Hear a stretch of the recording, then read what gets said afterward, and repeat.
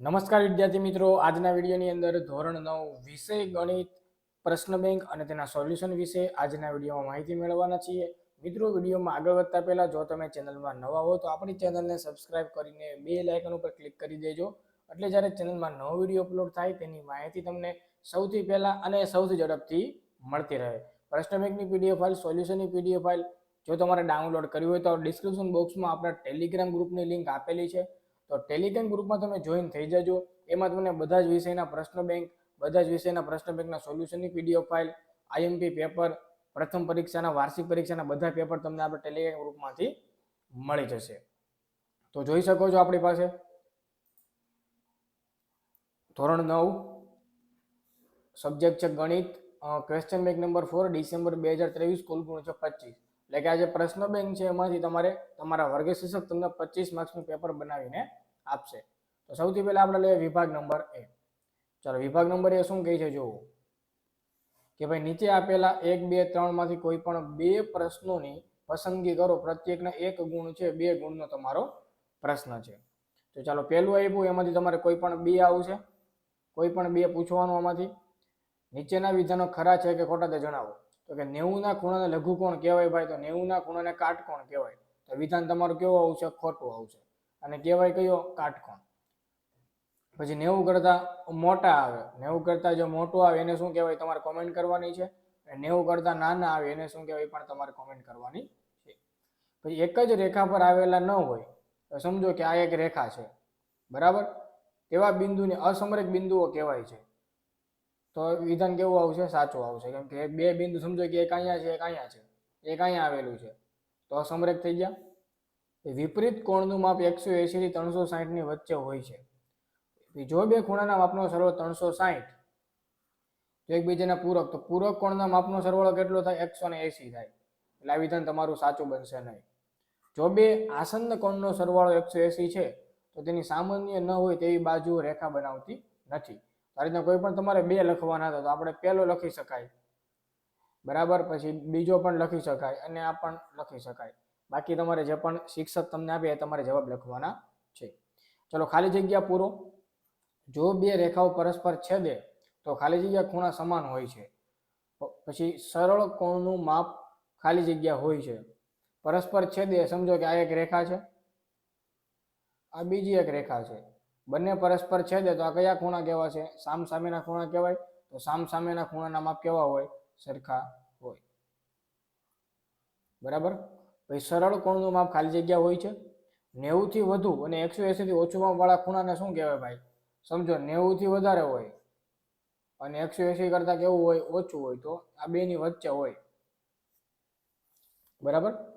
ચાલો, જો બે રેખાઓ પરસ્પર છેદે તો બનતા અભિકોણો કેવા હોય? સરખા હોય છે, બરાબર, સરખા હોય. ચલો, આગળનો પ્રશ્ન લઈએ, 3 નંબરનો. યોગ્ય વિકલ્પ પસંદ કરી જવાબ આપો. ખૂણો x અને y રેખીય દ્વિભાજકના ખૂણા હોય તો x + y બરાબર કેટલા થશે? તો 180, બરાબર. 360 ઓપ્શન 360 આપ્યા છે, 90 છે, 260 છે, કોઈ પણ એક જવાબ આમાંથી આવશે. પૂરક કોણના માપનો સરવાળો કેટલો થાય?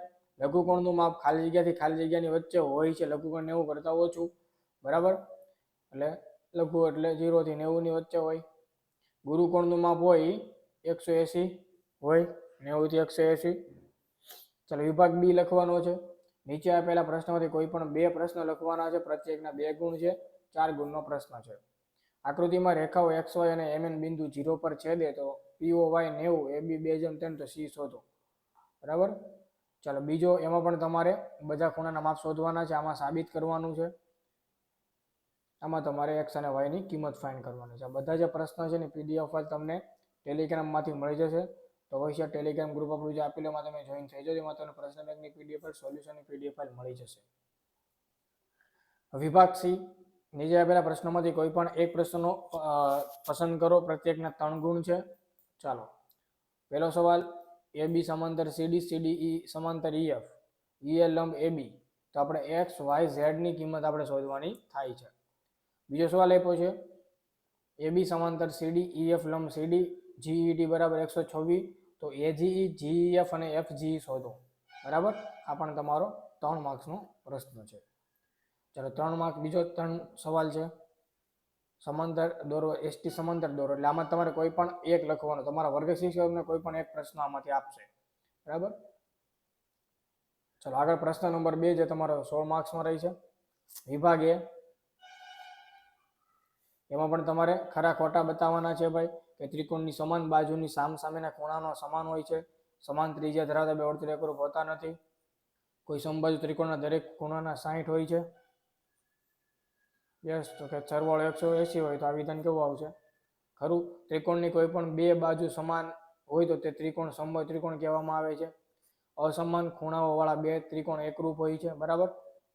પછી તમને ખાલી જગ્યા આપેલી છે, 4 માંથી તમારે કોઈ પણ એક લખવાની થશે. પછી તમને MCQ ટાઈપના પ્રશ્ન આપેલા છે, આમાંથી પણ તમારે કોઈ પણ એક આવશે, કે કોઈ બે ખાલી જગ્યા ત્રિકોણની બધી બાજુ અને ખૂણામાં સમાન હોય છે. બે ત્રિકોણની બાજુનો સમાન હોય તો ત્રિકોણને શું કહેવાય ભાઈ? બરાબર. ચાલો આગળ. પછી 3, 4 બરાબર અને 5 MCQ તમને આપેલામાંથી તમારે કોઈ પણ એક આવશે. આગળનો પ્રશ્ન આપ્યો છે વિભાગ નંબર બી. વિભાગ નંબર બી છે, એમાં તમારે કોઈ પણ 3 પ્રશ્ન લખવાના છે, પ્રત્યેકના તમારા 2 થશે, એટલે ટોટલ 6 ગુણનો તમારો પ્રશ્ન થશે. જોઈ લો એમાં પણ કે ચતુષ્કોણ ABCD માં ACAD બરાબર. પછી AB નું માપ બિંદુ છે બતાવો, કે તો આપણે 2 સવાલ લખવાના છે. AOB DOC અને OA રેખાખંડ BC નું મધ્ય બિંદુ માપ બિંદુ છે. તો આ રીતના બધા સવાલ તમને આપેલા છે. આ બધાનું સોલ્યુશન તમને આપણા ટેલિગ્રામ ગ્રુપમાંથી મળી જશે, તો અવશ્ય ટેલિગ્રામ ગ્રુપમાં જોઈન થઈ જજો. બરાબર. વિભાગ સી, એમાં પણ તમારે કોઈ પણ એક પ્રશ્ન લખવાનો છે, જેનો તમારા 3 ગુણ તમને મળશે. એટલે એમાં પણ તમને 5 પ્રશ્ન આપેલા છે. અને વિભાગ ડી તમને આપેલો છે, જેમાં તમારે કોઈ પણ એક પ્રશ્ન લખવાનો છે, જેનો 4 ગુણનો પ્રશ્ન રહી છે. તો કે ખૂબ આખું પૂર્વધારણા સાબિત કરવાની છે. પછી આ પણ સાબિત કરવાનો પ્રશ્ન તમને આપેલો છે. બરાબર. તો આ રીતના તમારા 5 સવાલમાંથી કોઈ પણ એક લખવાનો આવશે. સોલ્યુશન ટેલિગ્રામમાં PDF મળશે, તો અવશ્ય જોઈન થઈ જજો. મિત્રો, આ હતું ધોરણ 9ના વિદ્યાર્થીઓનું ગણિત પ્રશ્ન મેં કર્યા સોલ્યુશન વિશે વાત. વિડીયો ગમે તો લાઈક કરજો, શેર કરજો, ચેનલને સબસ્ક્રાઈબ કરજો. મળીશું આવનારા વિડીયોમાં. બધાને good bye, good luck, thank you.